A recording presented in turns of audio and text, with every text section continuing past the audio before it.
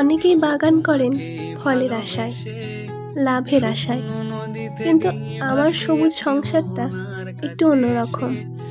আমি ফলের গাছ খুব একটা লাগাই না, আমার সমস্ত নেশা জুড়ে শুধু ফুল। আমার এই শখটা আমার কাছে ভীষণ দামি।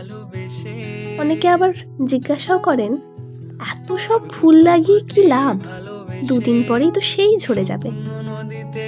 আমি তখন ভাবি, তারা হয়তো জানে না, যখন দেখি কোনো গাছের নতুন কুঁড়ি উকি দিচ্ছে, তখন আমার মনে হয় পৃথিবীর সমস্ত ঐশ্বর্য যেন আমার এই ছোট্ট বাগানে ভিড় করেছে। তখন আমার যা আনন্দ হয়, মনে হয় তার কাছে দুনিয়ার সব টাকাই তুচ্ছ। কিন্তু এই শখের মাঝে এমন এক যন্ত্রণা আছে যা সহ্য করা খুবই কঠিন।